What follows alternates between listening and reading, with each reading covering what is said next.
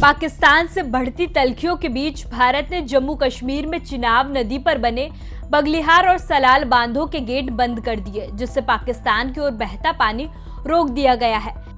इसे भारत की ओर से जल प्रहार राउंड 2 के रूप में देखा जा रहा है।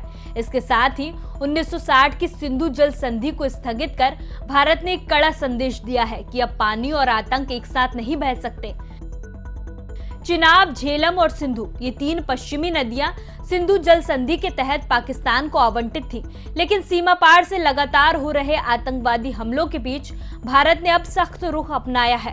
प्रधानमंत्री नरेंद्र मोदी ने साफ कहा था कि रक्त और जल एक साथ नहीं बह सकते, जिसके बाद चिनाब के पानी को सरहद पार जाने से रोक दिया गया है। सरहद पार पाकिस्तान में चिनाब का जलस्तर इतना घट गया है कि जहां कल तक पानी बहता था, वहां अब सिर्फ पत्थर नजर आ रहे हैं। पाकिस्तानी इलाके में इसका बहाव पूरी तरह से रुकने से हाहाकार मच गया है। चिनाब नाम अपने आप में एक कविता है। कहा जाता है कि चिनार के दरख्तों के बीच बहती धारा को लोग चिनाब कहने लगे।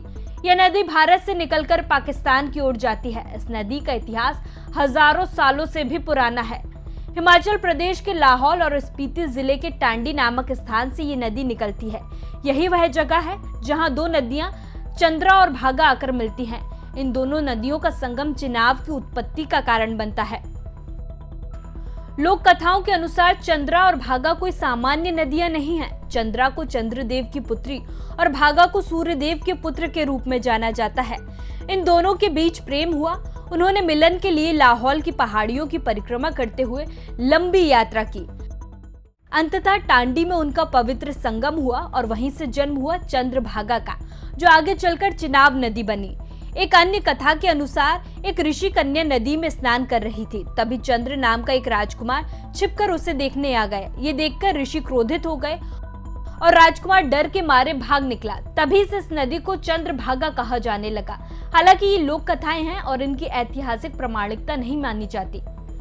चंद्रा नदी दक्षिण पूर्व दिशा से बहती है, जबकि भागा नदी उत्तर पूर्व दिशा से। टांडी में मिलने के बाद ये संयुक्त नदी उत्तर पश्चिम दिशा की ओर बहती है और जम्मू कश्मीर के किश्तवाड़ जिले के पास भंडेरा कोट में मरो नदी से मिलने के बाद इसे चिनाब कहा जाने लगता है। चिनाब सिंधु की एक प्रमुख सहायक नदी है और इसका पाट पंजाब और पाकिस्तान में दूर दूर तक फैला हुआ है।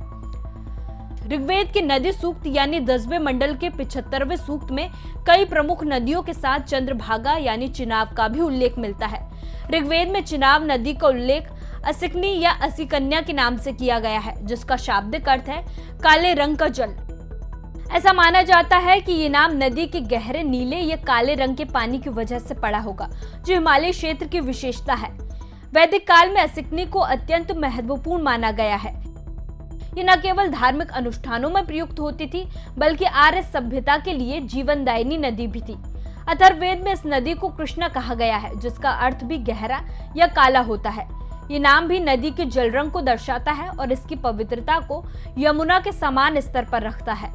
महाभारत में चिनाब का उल्लेख चंद्रभागा नाम से हुआ है। उस युग में ये नदी पंजाब क्षेत्र की प्रमुख जलधारा मानी जाती थी। चिनाब नदी के आसपास के क्षेत्र में सिंधु घाटी सभ्यता के अवशेष पाए गए हैं, विशेषकर हड़प्पा के पास, जो इसी नदी के किनारे बसा था। इससे पता चलता है कि ये नदी लगभग 5000 साल पहले भी मानव जीवन और कृषि के लिए महत्वपूर्ण थी। 1947 में जब भारत पाकिस्तान का बंटवारा हुआ तो चिनाब की सरहद भी 2 देशों में बंट गई। चिनाब सिर्फ एक नदी नहीं, प्रेम और बलिदान की कहानियों की साक्षी है। सोनी महिवाल की प्रसिद्ध प्रेम कहानी भी चिनाब नदी से जुड़ी हुई है।